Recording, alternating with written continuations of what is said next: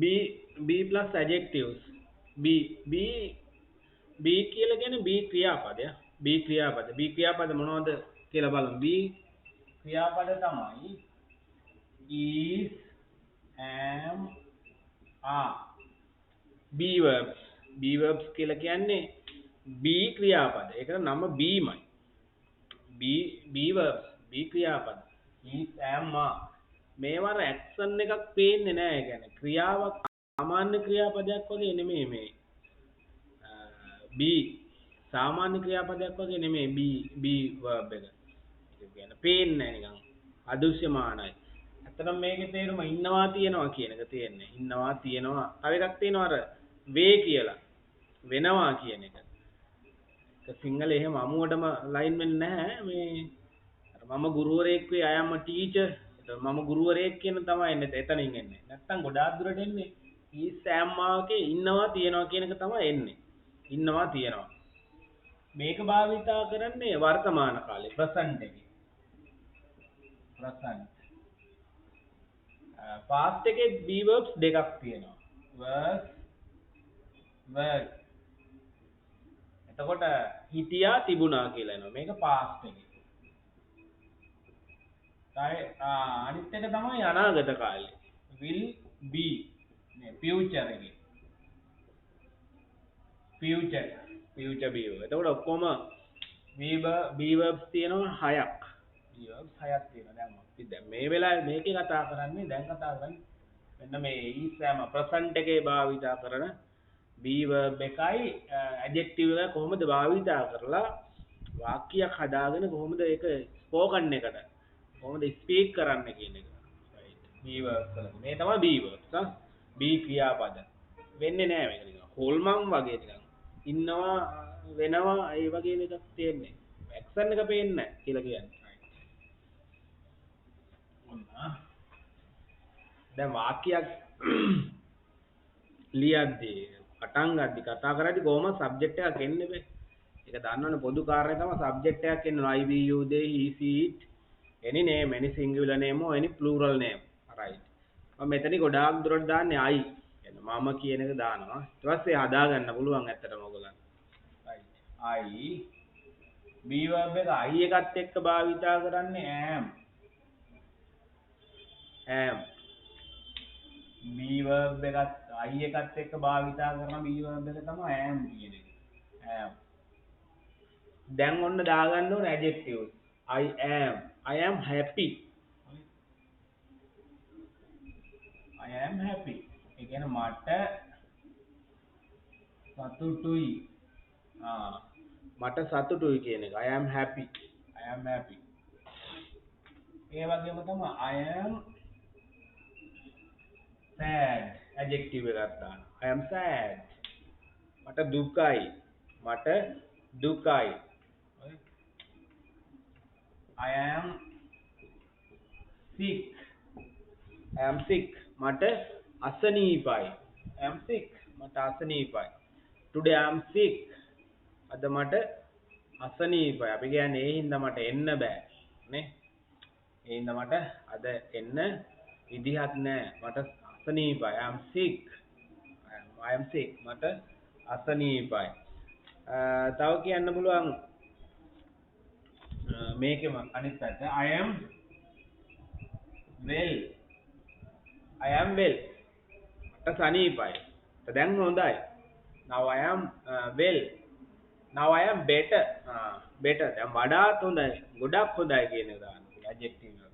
I am better. මට ගොඩක් හොඳයි දැන්. දැන් මට වඩාත් හොඳයි. I am better. ඔය මෙන්න මේවා දාන්න පුළුවන්. I am hungry. මට බඩගිනි. Now I am hungry. I want something to eat. මොනවා හරි කන්න මට ඕනේ. නේ? I want something to eat. Now I am hungry.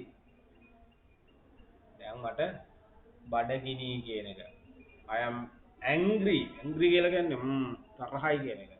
He is angry. තරහ ගියේ නේ. angry hungry අන්න ඒ වගේ. I am sleepy.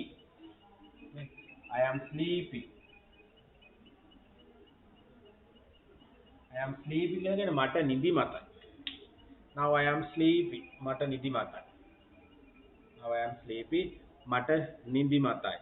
Right. Sir, I am afraid. I am afraid. මට බයයි. I am afraid. මට බයයි. ඕ මම බයයි.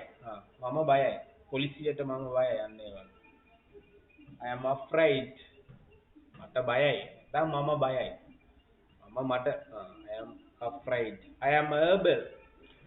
I am able. මට පුළුවන් කියන එක. මට හැකි. මට පුළුවන්. able කියලා කියන්නේ adjective එක. I am able. මට පුළුවන්. මට හැකි. be verb එකත් එක්ක භාවිතා කරන ඔය adjective. ඔය I එකත් එක්කනේ am භාවිතා කරන්නේ. එතකොට we එකත් එක්ක නේ we you they මේ ඔක්කොමත් එක්ක කියන එක භාවිතා කරන්නේ. එතකොට he she it ඒවත් එක්ක භාවිතා කරන්නේ is කියන be verb එක. ඔය is කියන be verb එක. he is sick. ඔහුට අසනීපයි. they are happy. ඔවුන්ට සතුටුයි. අන්න ඒ වගේ. තේරුණාද? අන්න ඒ ටික තමයි එන්නේ එතකොට. I am tired. ගොඩක් වෙන I am tired කියලා භාවිතා කරනවා. I am tired. මට මහන්සි. I am tired. ඔන්න be verb එක. She is tired. She is tired. එයාට මහන්සි. මේ adjective. adjectives ටිකක් තමයි මේ භාවිතා කරන්නේ. තව he is tall. He is tall. ඔහු උසයි. She is thin. කෙට්ටුයි. නේ he is thin. She is fat.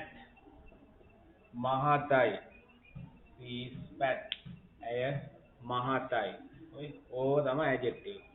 අපිට idea එකක් ප්‍රකාශ කරන්න පුළුවන්. We can express our idea by using be verbs with adjectives. adjectives එකකුයි be verb එකකුයි භාවිතා කරලා ගන්න පුළුවන් මෙන්න මේ වගේ.